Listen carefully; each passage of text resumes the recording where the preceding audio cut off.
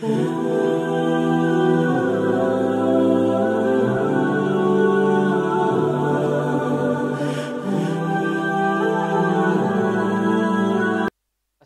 عليكم ورحمة الله وبركاته. الحمد لله رب العالمين والصلاة والسلام على من لا نبي بعد أما بعد فأعوذ بالله السميع العليم من الشيطان الرجيم. بسم الله الرحمن الرحيم.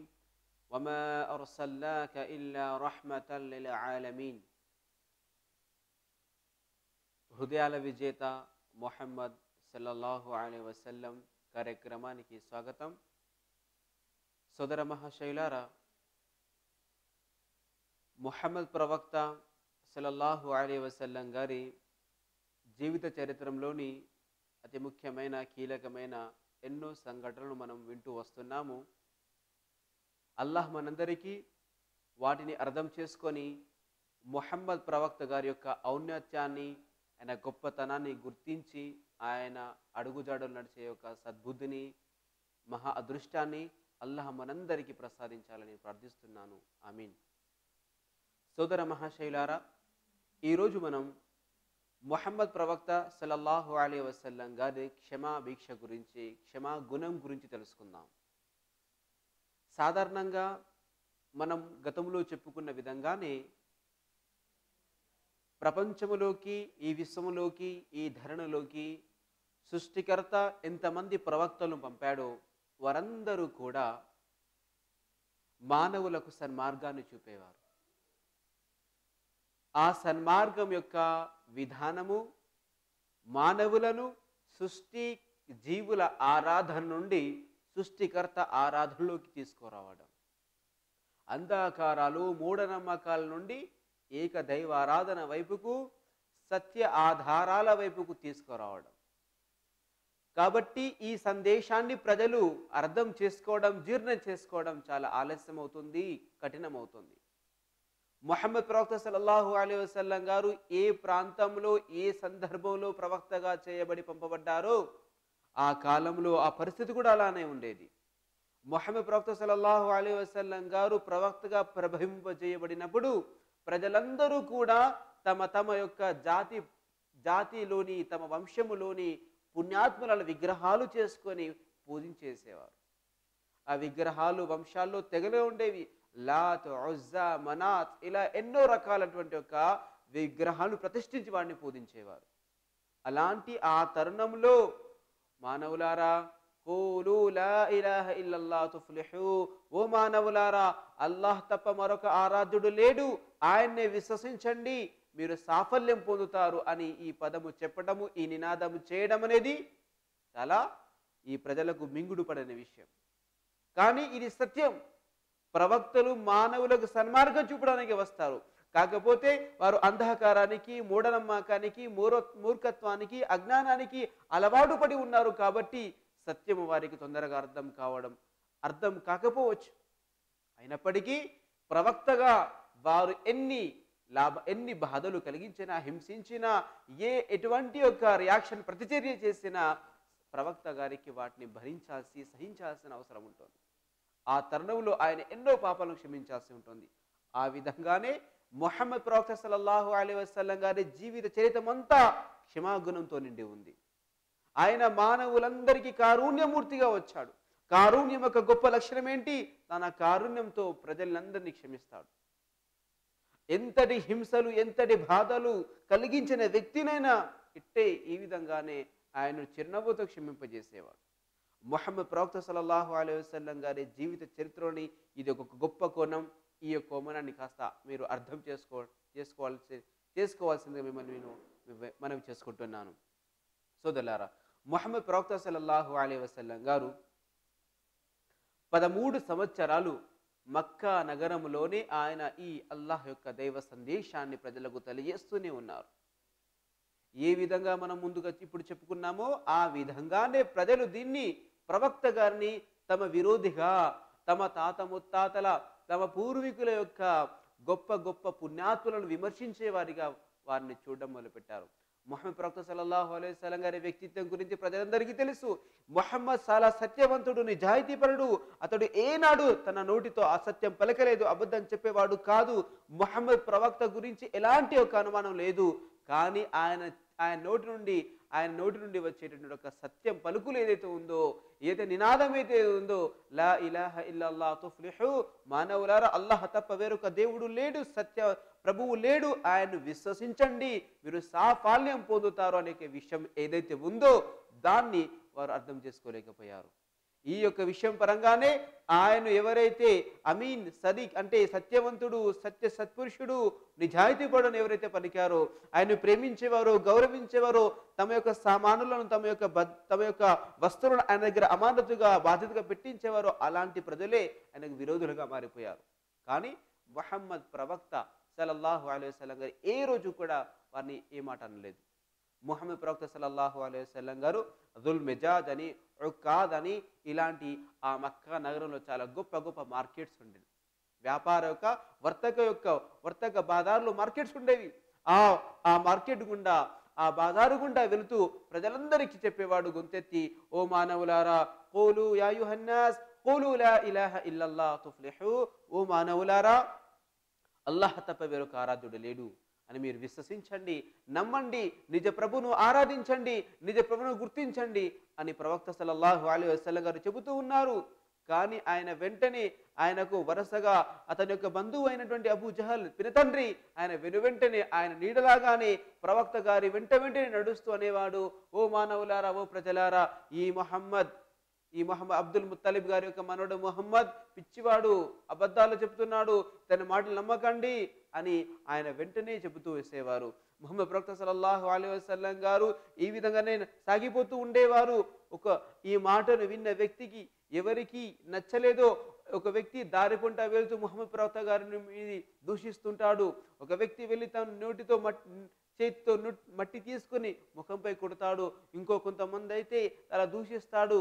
ఈ విధంగా ముహమ్మద్ ప్రవక్త సల్లల్లాహు అలైహి వసల్లం దారి గుండా వెళ్తూ ఉన్నారు. అబూ జహల్ వెనుకనే వస్తూ ఉన్నాడు.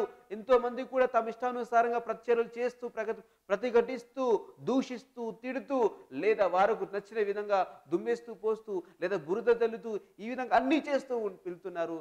కానీ ముహమ్మద్ ప్రవక్త సల్లల్లాహు అలైహి వసల్లం గారు వారిని అసహించుకోవడం కానీ, లేదా వారిని దూషించడం కానీ ఇలాంటి ఏమీ చేయకుండా, కనీసం వారిని కన్నెత్తి కూడా చూడకుండా తన పని తాను చేసుకుంటూ పోయాడు. సోదరులారా, ఆ ప్రవక్త, ఆ కారుణ్యమూర్తి అనుకునేది ఇదే, అల్లాహ్ నాపై బాధ్యత వేశాడు. ఈ ప్రజలకు ఇష్టం వచ్చినా ఇష్టకపోయినా, వారు సహించినా సహించకపోయినా, వారు అర్థం చేసుకోకపోయినా, వారికి నచ్చినా నచ్చకపోయినా, కానీ నా బాధ్యత వారికి తెలియజేయడము, వారికి సన్మార్గము చూపడము, వారికి రుజుమార్గము చూపడం అని భావించేవారు. ముహమ్మద్ ప్రవక్త వారిని తన కారుణ్యంతో క్షమాభిష్ట వారిని క్షమిస్తూ తన పని వారు చేసుకునేవారు.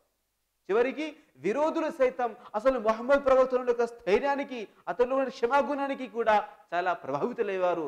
కానీ ఆయన ముందు చాలా కఠినంగా ప్రవర్తించేవారు. కానీ ఎప్పుడైతే వారు తమ బంధువుల వద్ద ఉన్నప్పుడే ముహమ్మద్లో ఇంత స్థైర్యం ఎక్కడ ఉంది, ముహమ్మద్ ప్రవక్త గారిలో ఇంత యొక్క కారుణ్యం ఉంది, అతను ఎందు చేసినా, ఎంత బాధించినా కూడా ఈ పని యొక్క దైవ సందేశాన్ని చేసే పని వదిలిపెట్టడం లేదే అని చాలా ఆశ్చర్యపోయేవారు. ముహమ్మద్ ప్రవక్త సల్లల్లాహు అలైహి వసల్లం గారు ఈ విధంగా తన 10 మందిలో మార్కెట్ మధ్యలో 10 మందిలో ప్రజల మధ్యలో ఆయన దూషించిన, మట్టి చల్లిన, బురద చల్లిన, దూషించిన, ఏం చేసినా కూడా ఆయన తన ప్రజల వైపు కన్నెత్తి కూడా చూడలేదు. సోదరులారా, ఈరోజు ప్రతి వ్యక్తి కూడా తన పరువు, ప్రతిష్ట, గౌరవం ఉంటుంది. అతడు ఒంటరిగా ఏకాంతంలో ఎవరన్నా కూడా పడతాడు, ఏదైనా ఓర్చుకోగలుగుతాడు, సహనం చేయగలుగుతాడు. కానీ 10 మందిలో తన పరువును తీసినా, తన ప్రతిష్టకి ఏదైనా వాంఛ వస్తే దాన్ని భరించాడు. కానీ ముహమ్మద్ ప్రవక్త సల్లల్లాహు అలైహి వసల్లం గారు ప్రజల కొరకు, ప్రజల సన్మార్గం కొరకు దైవం పెట్టినటువంటి ఒక బాధ్యత నిర్వర్తించడం కోసం దాన్ని సహించాడు. అల్లాహు అక్బర్. ముహమ్మద్ ప్రవక్త సల్లల్లాహు అలైహి వసల్లం కారుణ్యం కాస్త ఆలోచించండి. అంతేకాదు సోదరులారా, 13 సంవత్సరాలటువంటి కఠినమైనటువంటి ఒక హింసలు వారు చేశారు. ముహమ్మద్ ప్రవక్త సల్లల్లాహు అలైహి వసల్లం గారి దారుగుంటా వెళ్తే దారిలో కూడా ముళ్ళ కంపలు పెట్టారు.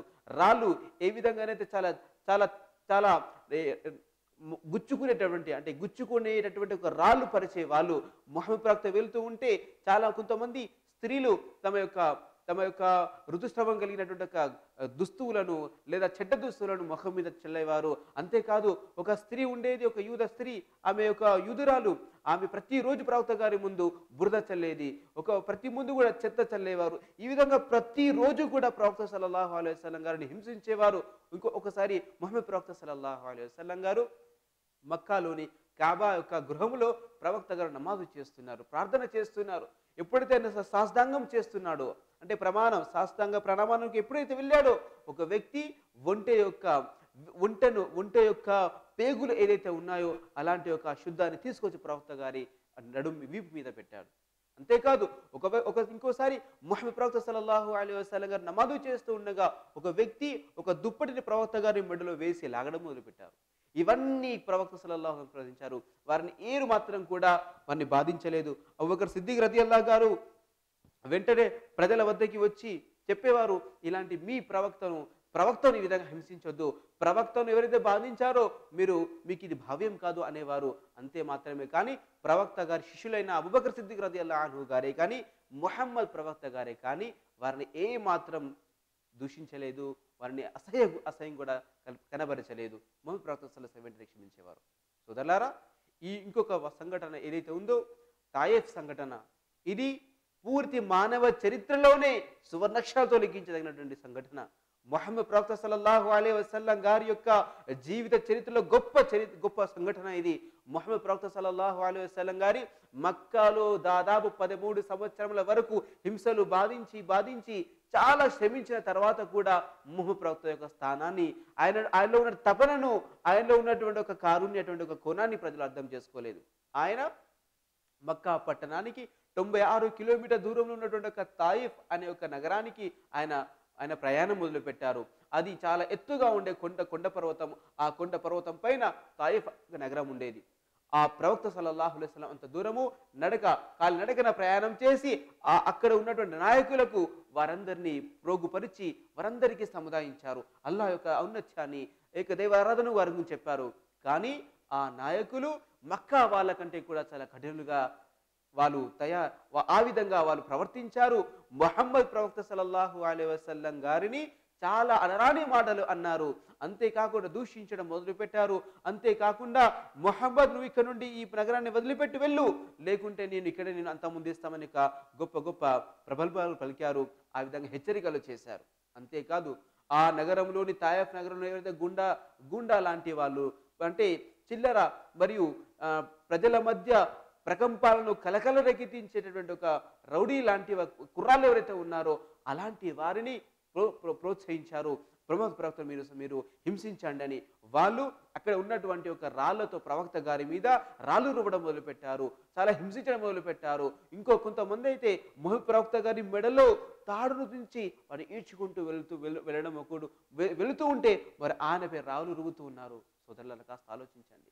ముహమ్మద్ ప్రవక్త సల్లల్లాహు అలైహి వసల్లం ఆయన ఈ విశ్వాసాన్ని కారుణ్యంగా, పూర్తి సమాజానికి, ప్రపంచానికి కారుణ్యమూర్తిగా ప్రభవింపజేసిన ప్రవక్తను వాళ్ళు ఆ రోజు ఆ విధంగా చాలా ఘోరంగా పరాభవానికి లోను చేశారు. ప్రవక్త గారి యొక్క శరీరాన్ని రక్తసిక్తం చేశారు. ఆయన రక్తం నుండి, ఆయన శరీరం రక్తం కారుతూ ఉంది. ఆ రక్తం కారుతూ అతను ఏదైతే పాదరక్షలు, చెప్పులు ధరించి ఉన్నాడో ఆ విధంగా గడ్డలాగా ఆ రక్తమంతా ఉండిపోతే అతడు అడుగు వేయడానికి ప్రవక్త గారికి చాలా కష్టమైంది. ఇంత జరిగినప్పటికీ కూడా ఆనను దూషించారు, రాళ్ళు రువ్వారు, తాడులు వేసి ఈడ్చుకెళ్ళి మరీ రక్తసిక్తం చేసినటువంటి వారిని, అంత బాధించినటువంటి వారిని కూడా ముహమ్మద్ ప్రవక్త సల్లల్లాహు అలైహి వసల్లం గారు క్షమించి వదిలిపెట్టారు. ఈ సంఘటన జరిగినప్పుడు అల్లాహ్ సుబ్హానహు వ తఆలా ఎవరైతే 7 ఆకాశాలపైన అర్ష్ అనే సింహాసనపై ఉన్నాడో ఆ ప్రభువు తన ప్రవక్తకు జరుగుతున్నటువంటి ఈ యొక్క అవహేళనకు, ఈ పరాభవానికి భరించలేక స్వయంగా అల్లాహ్నే తన దూతను పంపాడు. జిబ్రీల్ను పంపాడు. జిబ్రీల్ వెళ్ళు, ఆ ఒక పర్వతాల దూత అయినటువంటి ఒక వేరొక దూతను తీసుకొని వెళ్ళు అని వారిద్దరిని పంపుతాడు. జిబ్రీల్ మరియు ఆ ఒక పర్వతాల దూత ఇద్దరు హాజరవుతారు ముహమ్మద్ ప్రవక్త సల్లల్లాహు అలైహి వసల్లం వారి వద్దకు. ప్రవక్త, అల్లాహ్ ఆజ్ఞ అయింది, అల్లాహ్ ఆజ్ఞదారు మీ ముందుకు హాజరేమో, మీరు అనుమతి ఇవ్వండి. మీరు అనుమతి ఇస్తే తమ వైపుకు పంపబడిన ప్రవక్త యొక్క శరీరాన్ని రక్తసిక్తం చేసినటువంటి ఒక ఈ దుష్టుల్ని మేము ఈ రెండు పర్వతాల మధ్య వారిని మేము తునాతునుకలు చేస్తాము, తుత్తునీళ్ళు చేస్తాము, వారిని పిండి పిండి చేస్తామని ఆ అనుమతి కోరుతారు. కాస్త ఆలోచించండి. అల్లాహ్ సుబ్హానహు వ తఆలా స్వయంగా వారిని శిక్షించదలుచుకున్నాడు. తన యొక్క గొప్ప దూతలను కూడా పంపాడు. ఇద్దరు దూతలు వచ్చి కూడా అనుమతి అడుగుతున్నారు. ముహమ్మద్ ప్రవక్త కాస్త అనుమతి ఇస్తే ఆ తాయిఫ్ నగరం మొత్తం పురా తునాతునుకలైపోయేది. రెండు పర్వతాల మధ్య వారు తుత్తునీలైపోయేవారు. కానీ ముహమ్మద్ ప్రవక్త సల్లల్లాహు అలైహి వసల్లం గారు ఆ రోజు ఏమన్నారు? అల్లాహుమ్మ హది కౌమి ఫఇన్నహుం లా యఅలమూన్.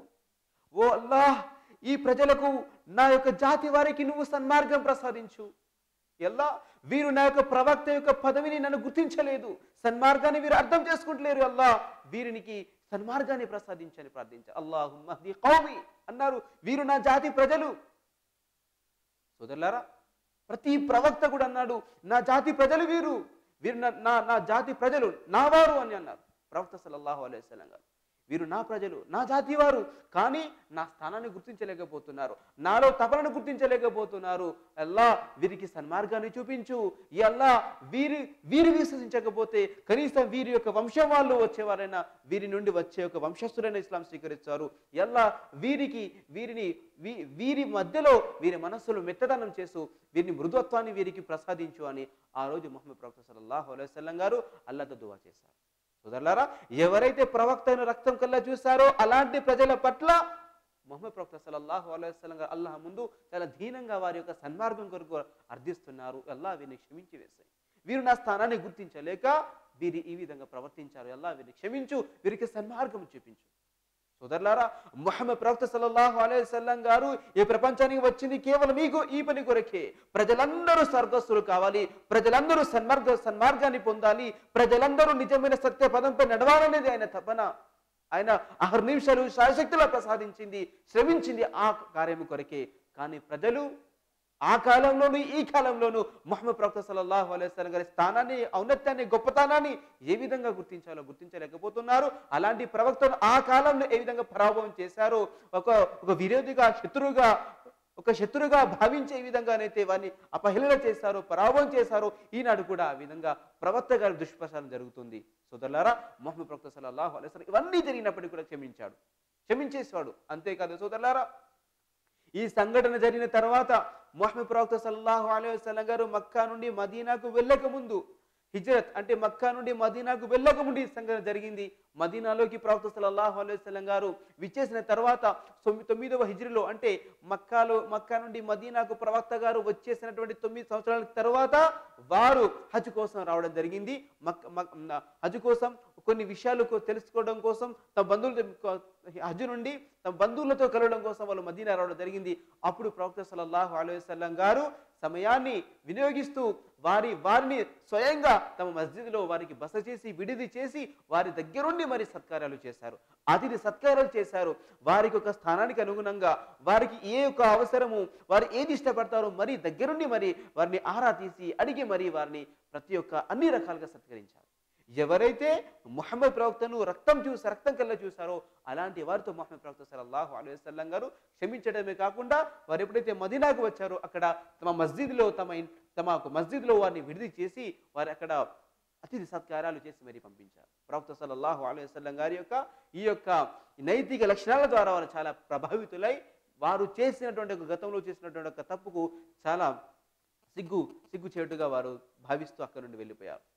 సోదరులారా, ముహమ్మద్ ప్రవక్త సల్లల్లాహు అలైహి వసల్లం గారు ప్రజలందరినీ క్షమించి వదిలిపెట్టేవారు.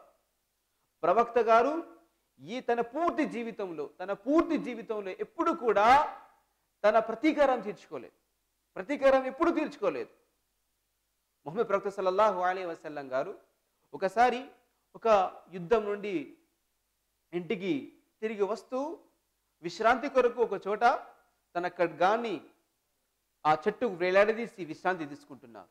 అప్పుడు అక్కడ ప్రవక్త సల్లల్లాహు అలైహి వసల్లం గారితో ఎలాంటి ఏ శిష్యుడు లేడు అక్కడ ఏ శిష్యుడు లేరు. కానీ ఒక విరోధి, ఒక సత్య విరోధి ప్రవక్త సల్లల్లాహు అలైహి వసల్లం గారిని ఏకాంతంగా ఒంటరిగా చూశారు. ఇది అదునుగా భావించి, ఇదే మంచి సమయంగా భావించి వెంటనే ప్రవక్త సల్లల్లాహు అలైహి వసల్లం గారి వద్దకు వచ్చి ఆ ఖడ్గాన్ని, వృక్షం పైన చెట్టుపై వేలాల్సిన ఆ ఖడ్గాన్ని తీసుకొని లేపి, ముహమ్మద్ ఇప్పుడు నిన్ను నా ఖడ్గం నుండి నా చేతులు నిన్ను ఎవరు రక్షిస్తారు అని ఈ విధంగా చాలా గొప్పగా అడిగారు. ప్రవక్త సల్లల్లాహు అలైహి వసల్లం గారు ఏ మాత్రం తొణికిసలాడకుండా, ఏ మాత్రం భయపడకుండా చిరునవ్వుతో చాలా ఆత్మస్థైర్యంతో అన్నాడు, నన్ను ఆ అల్లాహ్ కాపాడుతాడు. ఏ అల్లాహ్ అయితే మీ అందరి సన్మార్గ కొడుకు పంపారో ఆ అల్లాహ్ నన్ను రక్షిస్తారు. అల్లాహ్ అని ఎప్పుడైతే ప్రవక్త గారి నోటి నుండి జాలువారిందో ఆ పదం యొక్క ప్రభావం అతని మనస్సులో అతని బాణంలా గుచ్చుకుంది. ఆ భయానికి కంపించిపోయి ఆ వ్యక్తి చేతిలోని ఖడ్గం కింద పడిపోయింది, కత్తి కింద పడిపోయింది. ప్రవక్త సల్లల్లాహు అలైహి వసల్లం గారు తన చేతులతో ఖడ్గం తీసుకున్నారు. సోదరా, మరి ఇప్పుడు నా చేతులు నిన్ను రక్షిస్తారు చెప్పు. వినండి సోదరులారా, ఆ వ్యక్తి అన్నారు, మీరు చాలా నైతిక విలువలు కలిగిన వారు, మంచి వంశంలో ఉన్నవారు, మీరు, మీ తండ్రి, మీ పినత, మీ యొక్క తాతగారు వీరందరూ కూడా చాలా మంచి వ్యక్తులు, మంచి లక్షణాలు కలిగిన వారు, మీ నుండి మంచినే కోరుతాము అన్నారు. అంటే అక్కడ ప్రవక్త గారి నైతిక విలువను అక్కడ అతను తన ఒక ఆధారంగా తీసుకొని చెబుతున్నాడు, నీ నుండి మంచినే కోరుతాము, నేను నిన్ను చంపడానికి కోసం, నువ్వు చంపడానికి అలా చేయడం నీకు తగని పని, నువ్వు అలాంటి చేయని వాడవు అని ఇండైరెక్ట్గా ప్రవక్త గారి యొక్క నైతిక విలువలకు ప్రభావితుడై ఉన్నాడు. కానీ ముహమ్మద్ ప్రవక్త సల్లల్లాహు అలైహి వసల్లం గారు ప్రపంచానికి ఎందుకు వచ్చాడో తెలియజేశాడు. సోదరా, నీవు అల్లాహ్ తప్ప వేరొక ఆరాధుడు లేడు, నేను ముహమ్మద్ ప్రవక్త నేను అల్లాహ్ యొక్క ప్రవక్తను మీరు సాక్ష్యం పలుకుతావని అడిగాడు. సోదరులారా, కాస్త ఆలోచించండి.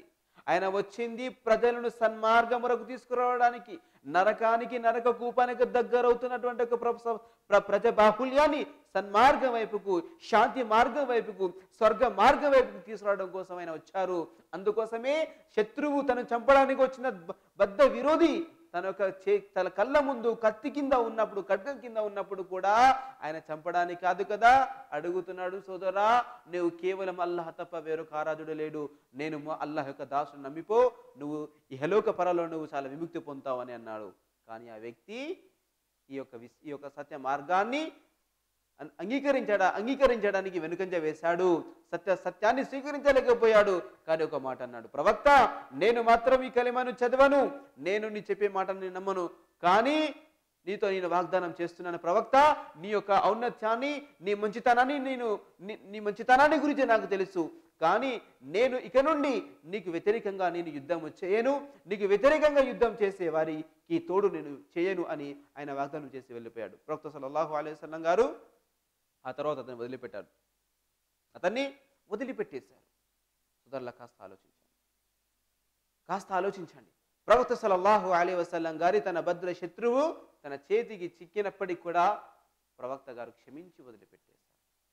సోదరులారా, ఈరోజు మీడియా ద్వారా ప్రవక్త ముహమ్మద్ సల్లల్లాహు అలైహి వసల్లం గారి మీద దుమ్ము రేపడం జరుగుతుంది, దుష్ప్రచారం చేయబడుతుంది. సోదరులారా, ఇవన్నీ కేవలం ఎత్తులు మాత్రమే, అసత్యాలు మాత్రమే. ఇందులో ఏ మాత్రం ఆవగింజంత కూడా సత్యము లేదు. ప్రవక్త సల్లల్లాహు అలైహి వసల్లం గారు 100కి 100 క్షమాశీలి, 100కి 100 కూడా ఆయన సత్య ప్రవక్త, కారుణ్యమూర్తి. ఆయన జీవిత చరిత్రని చదివితే మనకు అర్థమవుతుంది. సోదరులారా, ఇలాంటి ఒక వ్యక్తిత్వం, ఉన్నత వ్యక్తిత్వం గల మహా క్షమాశీలి ఆయన ముహమ్మద్ ప్రవక్త సల్లల్లాహు అలైహి వసల్లం గారు. ఎంతటి కఠినుడైనా, హింసించేవాడైనా కూడా ఆయన ఇట్టే క్షమించి వదిలిపెట్టేవారు. ప్రవక్త సల్లల్లాహు అలైహి వసల్లం గారు మనం గతంలో కూడా చెప్పుకున్న విధంగా తన యొక్క తిరిపిన తండ్రి హంజా రదియల్లాహు తఆలా అన్హు గారిని వహషీ అనే ఒక వ్యక్తి చాలా ఘోరంగా అతన్ని హత్య చేస్తాడు. హంజా గారిని చాలా అతి ఘోరంగా అతన్ని హింసిస్తాడు, హత్య చేస్తాడు, చంపేస్తాడు. అయినప్పటికీ వహషీ కొన్ని రోజుల తర్వాత, అంటే ప్రవక్త సల్లల్లాహు అలైహి వసల్లం గారి యొక్క హంజా పినతండ్రి గారు చనిపోయిన 6 సంవత్సరాల తర్వాత అతను ఇస్లాం స్వీకరిస్తాడు. ఎవరైతే తన యొక్క పినతండ్రిని హత్య చేసినటువంటి ఒక వ్యక్తి ప్రవక్త సల్లల్లాహు అలైహి వసల్లం గారి యొక్క ఆ కారుణ్య క్షమా గుణానికి ప్రభావితులై 6 సంవత్సరాల తర్వాత ఇస్లాం స్వీకరిస్తారు. ఇస్లాం స్వీకరించిన తర్వాత వహ్షీ గారిని చాలా ప్రేమించేవారు. ఒకప్పుడు నా పినతన్ని చంపిన వ్యక్తి ఇతడే కదా అని తన మనసులో కానీ ఇలాంటి కూడా లోపం పెట్టుకునేవారు కాదు ప్రవక్త సల్లల్లాహు అలైహి వసల్లం గారు. సోదరులారా, ముహమ్మద్ ప్రవక్త సల్లల్లాహు అలైహి వసల్లం గారి క్షమా గుణం గురించి చెప్పుకుంటూ పోతే మన జీవితం సరిపోదు. సోదరులారా, మీరు ఇంకొక విషయం కూడా గుర్తుంచుకోవాలి. నేను ఈ కార్యక్రమం ద్వారా ఏదైతే విషయాలు చెబుతున్నానో ఇవి చాలా ముఖ్యమైనవి, కొన్ని మాత్రమే. మనం ప్రవక్త గారి యొక్క ఈ ప్రతి ఒక్క అంశం ఏదైతే తీసుకొని నేను మీ ముందు బోధిస్తున్నానో, తెలియజేస్తున్నానో, ఇవన్నీ కొన్ని విషయాలు మాత్రమే. మనకు ప్రవక్త సల్లల్లాహు అలైహి వసల్లం గారి జీవిత చరిత్ర చదివితే చాలా కోకలు ఎన్నో సంఘటనలు మనకు లభిస్తాయి. కాకపోతే ఇది కార్యక్రమం కాబట్టి ఇందులో కొన్ని విషయాలు మాత్రమే చర్చించడం జరుగుతుంది. కాబట్టి నేను మీ ముందు అతి ముఖ్యమైన విషయాలు మాత్రమే చర్చిస్తున్నాను. కాబట్టి మీరు ప్రవక్త సల్లల్లాహు అలైహి వసల్లం గారి నిజ జీవిత చరిత్రను మీరందరూ చదవాలి. ప్రవక్త సల్లల్లాహు అలైహి వసల్లం గారి యొక్క అడుగు జాడలో మనందరం కూడా నడవాలి. అందులోనే మనకు సాఫల్యం ఉంది. అల్లాహ్ మనందరికీ ప్రవక్త సల్లల్లాహు అలైహి వసల్లం యొక్క కారుణ్యాన్ని, క్షమా గుణాన్ని అర్థం చేసుకొని ఆయన అడుగు జాడలో నడిచే భాగ్యాన్ని అల్లాహ్ మనందరికీ ప్రసాదించుగాక. ఆమీన్. అస్సలాము అలైకుం వరహ్మతుల్లాహి వబరకాతుహు.